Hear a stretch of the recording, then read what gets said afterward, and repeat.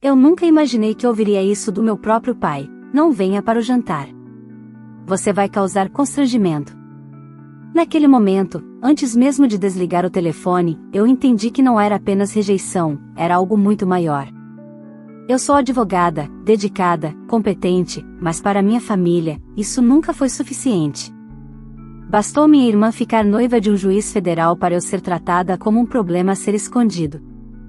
O que eles não sabiam é que, ao tentarem me excluir, eles abriram a porta para uma verdade sombria, uma verdade que envolvia interesses, segredos e uma rede de manipulação que eu jamais imaginei. E quando eu comecei a juntar as peças, tudo mudou. Inclusive o destino deles. Se você quer saber como uma simples ligação transformou minha vida para sempre, fique comigo até o final dessa história. Você não vai acreditar no que eu descobri. Olá, seja bem-vindo ao canal Histórias Surpreendentes. Curta e se inscreva nesse canal, aproveite e ative as notificações, comente aqui de qual cidade você está assistindo, vou adorar saber e deixar um coração no seu comentário. Vale lembrar que os nossos vídeos não são relatos reais, são histórias voltadas apenas para o entretenimento. Toda a criação e edição são feitas pelo proprietário do canal. Desde pequena, eu sempre soube exatamente qual era o meu lugar dentro da minha própria família, o canto silencioso, o espaço onde ninguém realmente olha, mas todos esperam que você esteja ali para servir de contraste com o brilho dos outros. Minha irmã, Mariana, sempre foi tratada como a joia da casa, a filha perfeita, a que falava o que meus pais queriam ouvir, a que seguia o caminho que eles consideravam correto. E eu? Eu fui a filha que escolheu estudar, trabalhar, lutar por tudo que conquistou. A filha que virou advogada simples, como eles gostam de dizer quando acham que não estou escutando. Meu nome é Larissa Alves e, até poucos meses atrás, eu ainda acreditava que um dia meus pais conseguiriam enxergar valor em quem eu me tornei.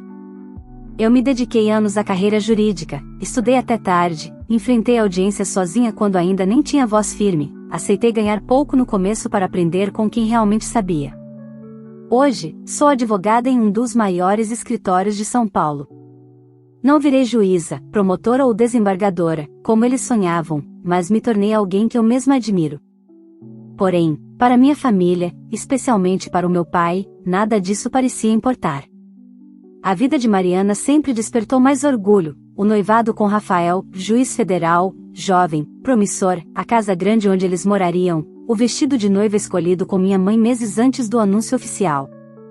Tudo era um espetáculo organizado para reforçar que Mariana era a filha certa, enquanto eu era, o que sobrou. A ligação veio na véspera do Dia de Ação de Graças, uma data que minha família adotou mais por influência americana da minha mãe do que por tradição. Todos os anos, eu estava lá, mesmo sem ser vista. Mas naquele dia, às 8 da noite, o telefone tocou e o visor mostrou o nome do meu pai. Atendi com a voz tranquila, mesmo depois de um dia exaustivo de reuniões.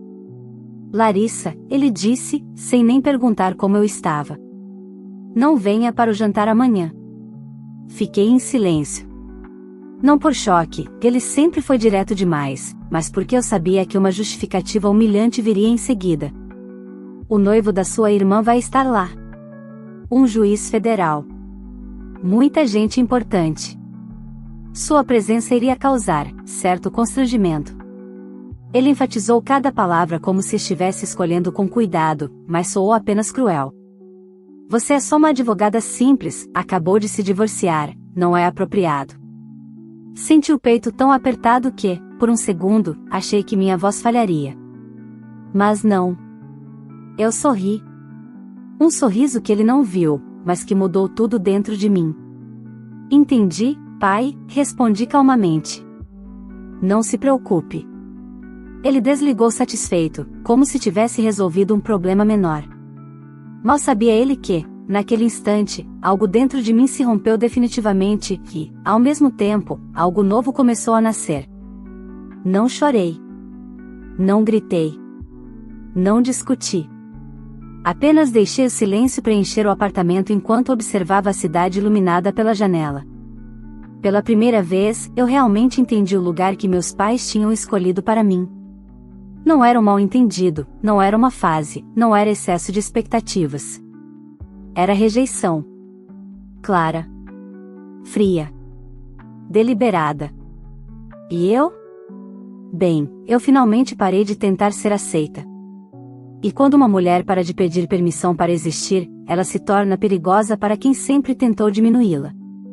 A história do que veio depois não é sobre vingança impulsiva, mas sobre consequências naturais, inevitáveis, para quem acreditou que podia me esmagar sem que eu sequer percebesse. E essa foi a última vez que eles tiveram controle sobre mim. Passei a noite inteira acordada depois daquela ligação.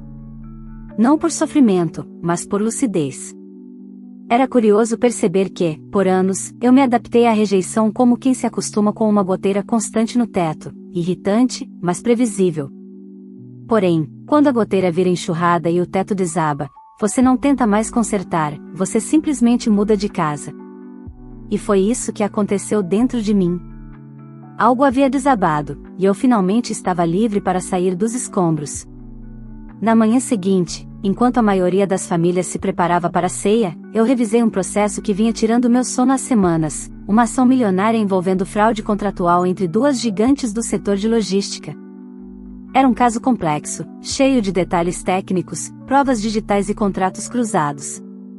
Meu chefe tinha confiado em mim para liderar a estratégia, algo raro, considerando que muitos ali eram herdeiros de sobrenomes famosos no direito. Eu, por outro lado, só tinha meu esforço e minha capacidade. Por volta das 10 da manhã, meu celular vibrou. Era uma mensagem da minha mãe. Filha, bom dia. Espero que você entenda a situação de ontem. Não é nada pessoal. É só que o Rafael está em fase de promoção, e sua presença poderia ser desconfortável. Depois conversamos. Beijos. Desconfortável. A palavra ficou rodando na minha mente como um eco irritante. Eu precisava rir e rir. Eu era desconfortável para eles desde que comecei a estudar mais do que o esperado, desde que não aceitei namorar o rapaz rico que meu pai achava adequado, desde que decidi me divorciar de um casamento tóxico em vez de manter as aparências como minha mãe fez a vida inteira. Dei um gole no café já frio e me virei para o espelho. Talvez, pela primeira vez, eu tenha realmente me visto como era, uma mulher forte, mas cansada de se curvar diante de expectativas alheias. À tarde, fui ao escritório revisar depoimentos e ajustar estratégias para uma audiência importantíssima que aconteceria na semana seguinte. Sentada na minha sala, completamente vazia em pleno feriado, eu tinha silêncio suficiente para pensar. E percebi algo que não deveria ser novidade. Rafael, o noivo magistrado da minha irmã, havia assumido recentemente uma vaga na Justiça Federal de São Paulo, justamente a vara responsável por homologações de acordos e decisões sensíveis na área empresarial. E foi então que uma memória incômoda emergiu. Durante o noivado da Mariana, meu pai comentou, achando que eu não estava ouvindo, que com um juiz federal na família, tudo fica mais fácil. Minha mãe concordou rindo, como se fosse natural ter a lei como ferramenta doméstica. Algo dentro de mim ficou alerta. Abri meu notebook e digitei o nome de Rafael no sistema interno de acompanhamento público de processos. Não esperava encontrar nada imediato, mas o que apareceu fez meu estômago gelar. Ele tinha sido designado como juiz responsável pelo processo de homologação de um acordo envolvendo uma das empresas conectadas ao caso que eu estava conduzindo. Não era meu processo direto, mas orbitava perigosamente perto. Estranho.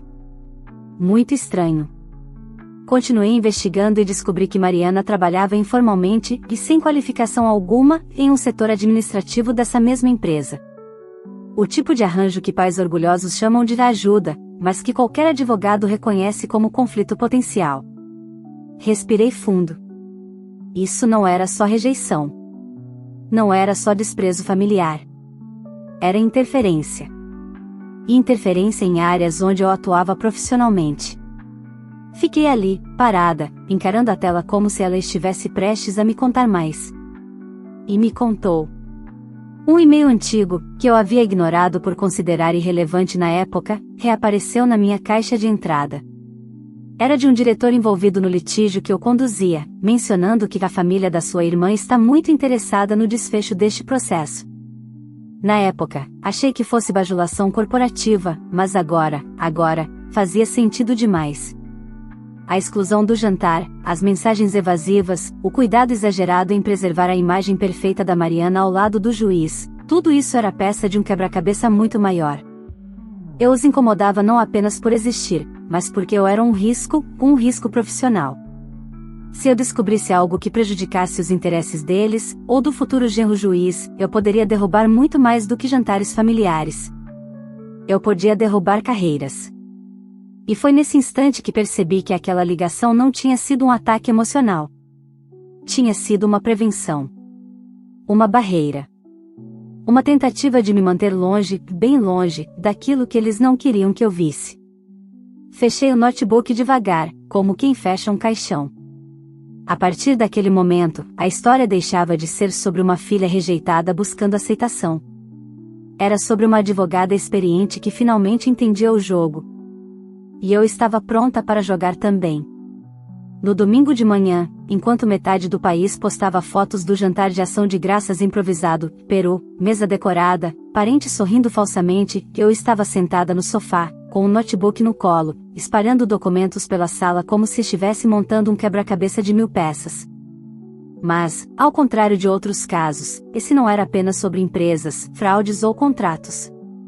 Era sobre mim. Sobre minha família. E sobre a linha fina entre ética e poder. Quanto mais eu analisava, mais padrões suspeitos apareciam. A empresa onde Mariana trabalhava havia fechado 3 contratos expressivos nos últimos meses, contratos que dependiam diretamente de decisões em varas federais. Varas, onde Rafael tinha trânsito privilegiado. Coincidência? Talvez. Mas eu não acreditava em coincidências quando elas se acumulavam. Ao meio-dia, meu celular tocou. Era meu chefe direto, Dr. Alberto, um dos sócios mais renomados do escritório. Atendi imediatamente. Larissa, desculpe incomodar no feriado, ele disse, com a voz urgente. Mas preciso que você venha ao escritório. O cliente quer discutir algo importante antes da audiência de quarta-feira. Claro. Eu estaria lá.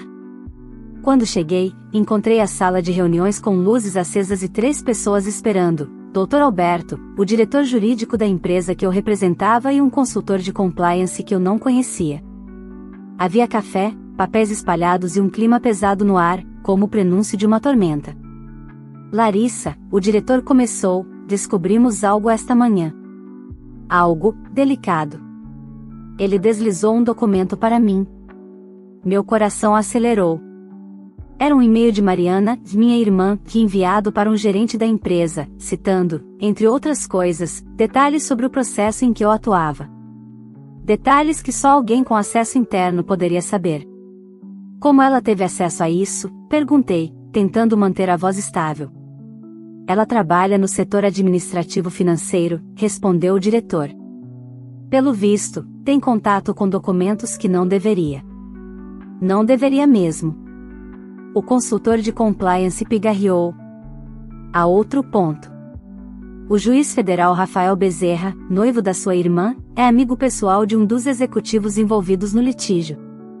Eles aparecem juntos em eventos fechados, confrarias, reuniões informais. A respiração faltou por um instante. Não por surpresa, mas pela confirmação de tudo o que eu já suspeitava. Dr. Alberto cruzou as mãos na mesa. Larissa, você é a única que não pode tocar diretamente nesse ponto, o conflito é pessoal demais. Mas precisamos analisar se existe risco de interferência indevida. Pela primeira vez em anos, eu senti o peso do sobrenome da minha família me puxando para baixo, como se cada decisão deles fosse uma âncora presa ao meu tornozelo. Vocês acham que eles estão usando o Rafael para influenciar o processo? Perguntei. O diretor hesitou. Não sabemos. Mas algo está errado. Saí do escritório horas depois com uma pasta carregada de documentos e a mente fervendo.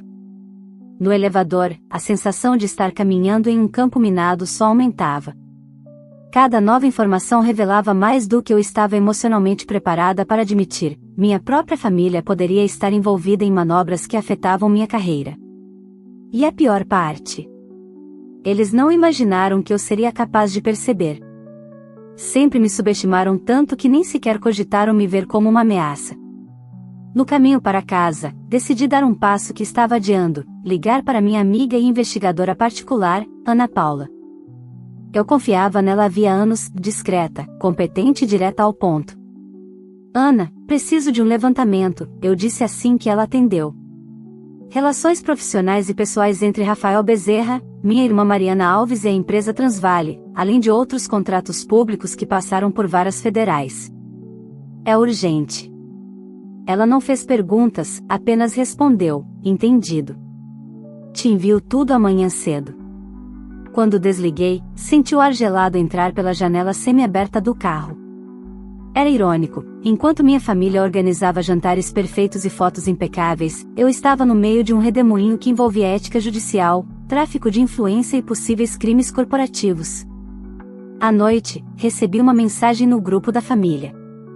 Mariana havia postado uma foto dela e de Rafael no jantar. Ação de graças perfeito. Família é tudo, família é tudo. A frase piscava na tela como uma provocação cruel. Teclando devagar, escrevi uma resposta curta no privado para ela, linda foto. E só. Não era hora de confrontos emocionais. Era hora de estratégia. No dia seguinte, às 7 da manhã, recebi o relatório da Ana. Abri com calma, mas conforme lia, minha mão começou a tremer. Rafael havia participado de encontros e reuniões com 2 diretores envolvidos no litígio. Mariana, por sua vez, tinha recebido transferências bancárias a título de bônus que não batiam com sua suposta função administrativa. Além disso, registros mostram que meu pai encontrou-se com um dos executivos em um clube de golfe da Zona Sul na semana anterior, encontro totalmente incompatível com a rotina dele. Aquilo não era coincidência. Não era exagero da minha cabeça. Era esquema. Esquema que envolvia minha família. E eu? Eu era o obstáculo. O perigo. O risco que precisava ser afastado, nem que fosse por uma ligação fria na véspera do jantar. Fechei o relatório e respirei fundo. Eles fizeram a primeira jogada. Agora era minha vez. Na segunda-feira, cheguei cedo ao escritório. Cedo demais. As luzes do corredor ainda estavam apagadas e o silêncio quase era reconfortante, não fosse o peso que eu carregava desde a noite anterior. Coloquei o café sobre a mesa, abri o notebook e deixei os arquivos do relatório da Ana espalhados diante de mim. Não dava mais para fingir que aquilo era coincidência. Havia uma teia, e minha família estava presa nela, ou talvez ajudando a tecer. Por volta das 8, Dr. Alberto entrou na minha sala sem bater, um gesto raro vindo dele. Fechou a porta com cuidado. Larissa, precisamos conversar antes da reunião com o cliente. Endireitei-me na cadeira. Há mais alguma coisa? Perguntei. Ele me entregou um envelope pardo. Dentro, havia uma intimação. Não judicial, interna. Um aviso da diretoria do escritório solicitando que eu esclarecesse um possível conflito ético envolvendo minha participação no caso. Fiquei em choque por alguns segundos.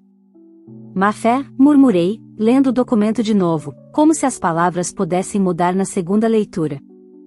Não é acusação, Dr. Alberto disse rapidamente. É uma formalidade exigida pela diretoria. Alguém enviou uma denúncia anônima dizendo que você teria acesso privilegiado ao juiz Rafael Bezerra por motivos pessoais. Meu coração parou por um instante. Eu não precisava de explicação. Eu sabia exatamente quem tinha feito aquilo. Eles estão tentando me afastar do caso, concluí. Dr. Alberto concordou com expressão tensa. É uma tentativa clara. Não caiu bem entre os diretores, mas precisamos agir com inteligência. Respirei fundo, deixando a ironia da situação me invadir. Enquanto eu investigava a influência de Rafael no processo, alguém, muito provavelmente Mariana ou até meu próprio pai, havia tentado transformar isso contra mim. Só que eles cometeram um erro crasso, subestimaram minha capacidade de defesa. Vou responder à diretoria com provas, eu disse, puxando o relatório da Ana. Inclusive com informações que podem interessar ao setor de compliance. Os olhos de Alberto se arregalaram levemente. Ele sabia que, se aquelas informações envolvessem indícios de corrupção judicial, o caso tomaria proporções muito maiores do que uma simples disputa societária. Larissa, você tem certeza de que quer seguir por esse caminho? Ele perguntou, quase num sussurro. Tenho, respondi sem hesitar.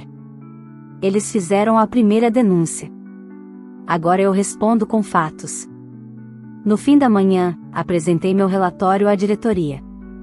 Foram 40 minutos intensos, com perguntas afiadas, olhares desconfiados e um silêncio absoluto quando citei vínculos financeiros entre minha irmã e diretores da empresa adversária.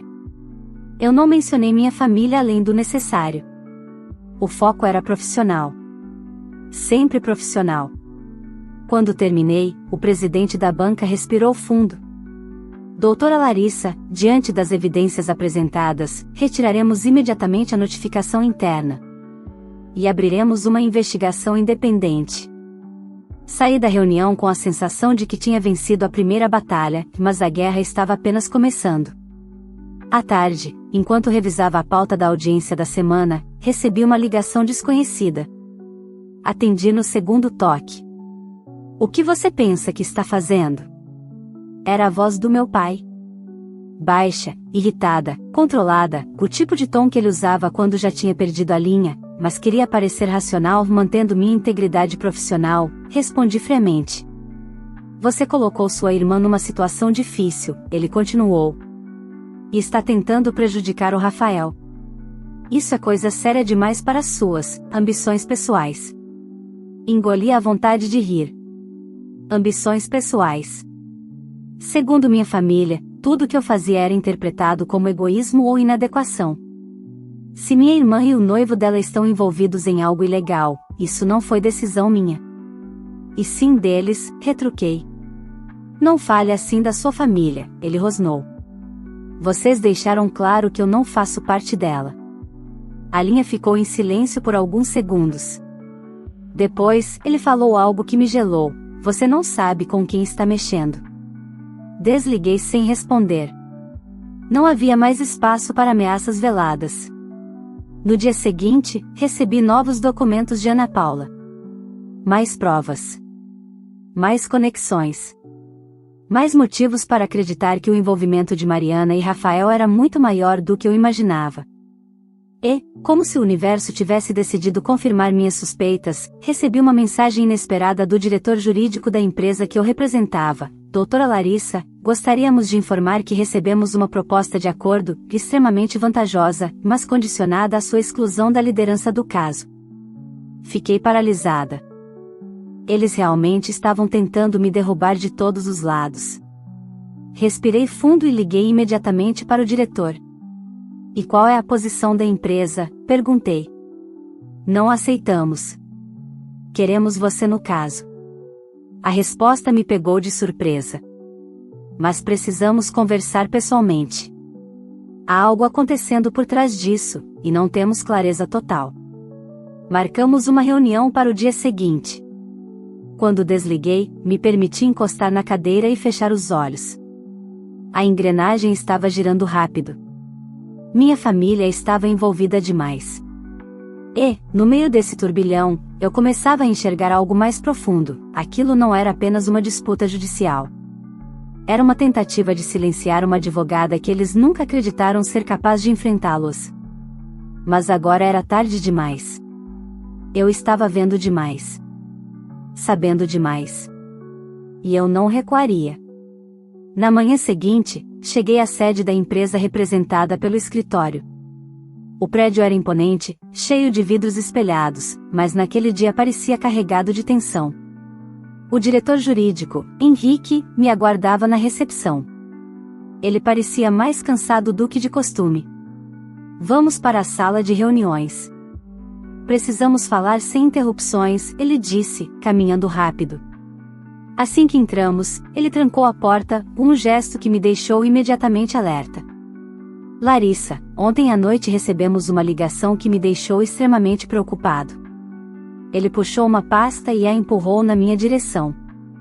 Isso aconteceu poucas horas depois da tentativa de acordo condicionada à sua saída. Abri o documento. Eram fotos. Uma sequência de imagens minhas, saindo do prédio do escritório, chegando ao meu apartamento, entrando em um café perto do trabalho. Todas tiradas à distância, em dias diferentes. Vocês contrataram alguém para me seguir? Perguntei, chocada. Henrique balançou a cabeça rapidamente. Não. Isso foi enviado anonimamente. E junto havia uma mensagem. Ele me entregou uma folha impressa. Meu sangue gelou ao ler, ela sabe demais. Vocês vão se arrepender de mantê-la no caso. Fechei os olhos por um breve instante.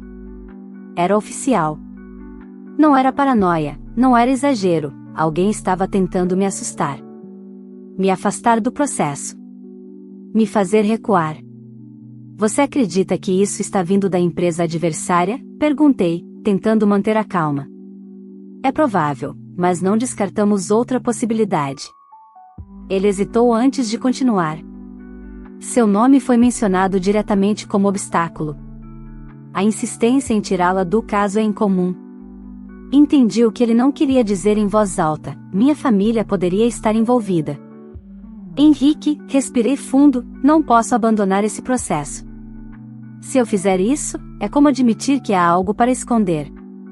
E não há. Ele concordou. A empresa quer que você continue. Mas precisamos reforçar sua segurança. Já acionamos nossa consultoria de risco para monitorar qualquer movimentação suspeita. Agradeci, embora uma parte de mim estivesse dividida entre o raciocínio jurídico e uma dor profunda, quase infantil, o fato de que meus próprios pais poderiam estar compactuando, mesmo que indiretamente, com tudo aquilo. Saí da reunião com os pensamentos girando. Ainda era manhã quando recebi uma mensagem de Ana Paula, precisamos nos ver.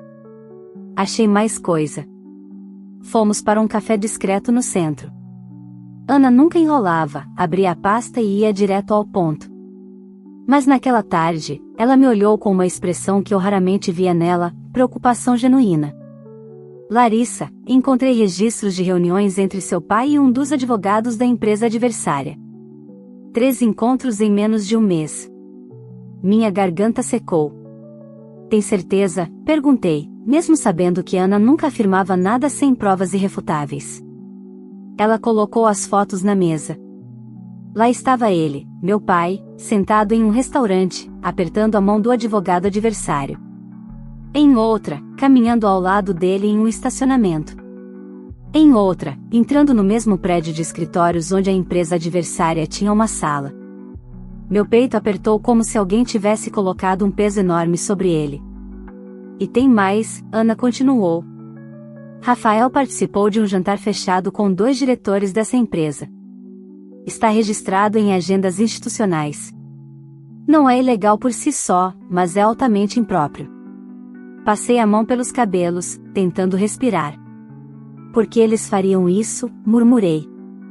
Ana fechou a pasta, cruzando os braços. Porque você é o problema para eles. Você pode expor o que está acontecendo. E, pelo visto, sua família prefere proteger o futuro genro do que proteger você. A verdade era dura. Cruel. Mas era a única que fazia sentido. Naquela noite, recebi outra ligação do meu pai. Larissa, sua voz estava mais baixa, mais irritada do que na última vez. Você está investigando sua própria família? Fotos? Relatórios? Quem você pensa que é? Fechei os olhos, cansada. Uma advogada protegendo sua carreira e sua integridade. É isso que eu sou. Você está destruindo a vida da sua irmã, ele gritou. Não. Eles se colocaram nisso. Eu só estou enxergando. Houve silêncio. Um silêncio que parecia cheio de ódio. Se você continuar, não terá mais família. Respirei fundo. Doeu. Claro que doeu. Mas a resposta saiu de mim com uma estranha serenidade. Eu nunca tive, pai. Não do jeito que imaginava. E desliguei. Passei o resto da noite revisando cada peça, cada documento, cada detalhe do processo. Quanto mais eu analisava, mais tinha certeza de que aquilo não era apenas corrupção eventual, era uma rede. E, de alguma forma, minha família fazia parte dela. Quando finalmente fechei o notebook, percebi que a dor que eu sentia tinha se transformado em outra coisa: clareza. Eu estava sozinha. Completamente sozinha. E, pela primeira vez na vida. Isso não me assustava. Isso me fortalecia. Porque agora eu não tinha mais nada a perder. A audiência decisiva foi marcada para a quarta-feira da semana seguinte. Uma data aparentemente comum, mas que para mim representava um divisor de águas, não apenas no processo, mas na minha vida inteira. Eu sabia que aquela sessão colocaria em jogo tudo o que eu era: advogada, mulher, filha rejeitada que finalmente enxergara a verdade sem filtros. Na manhã da audiência, acordei antes do despertador.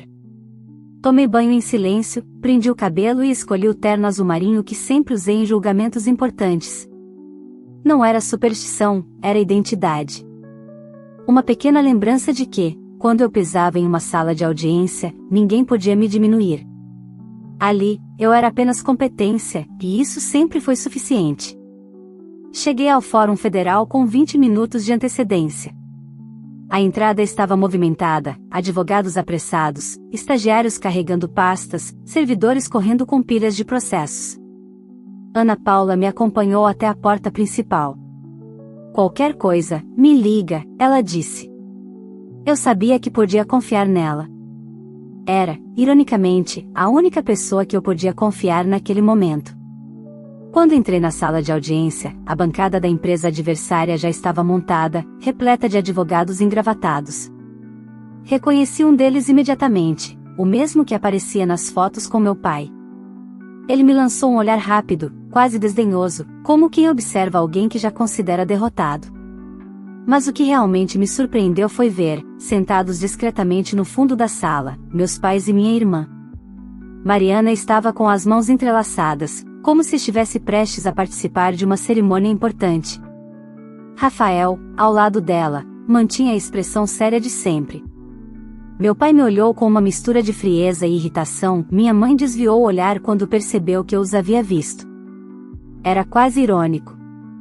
Eles me expulsaram do jantar de ação de graças por eu ser um constrangimento, mas tinham decidido aparecer justo na audiência mais sensível da minha carreira. Não por mim. Eu sabia. Eles estavam ali para monitorar o que eu sabia, para garantir que nada escaparia do controle deles. Quando o juiz entrou, a sala se levantou. Ele cumprimentou todos e deu início aos trabalhos. A empresa adversária apresentou sua defesa, cheia de argumentos ensaiados e documentos que tentavam mascarar inconsistências. Eu estava calma. Observava. Esperava. Sabia que minha hora chegaria. Quando o juiz me autorizou a falar, levantei-me com a serenidade de quem já aceitou qualquer consequência. Caminhei até o centro da sala e respirei fundo. Excelência, antes de entrar na análise técnica do caso, preciso registrar um ponto de extrema relevância. Os advogados adversários se remexeram. Meu pai se inclinou para a frente. Rafael, por sua vez, manteve-se imóvel, mas seus olhos endureceram.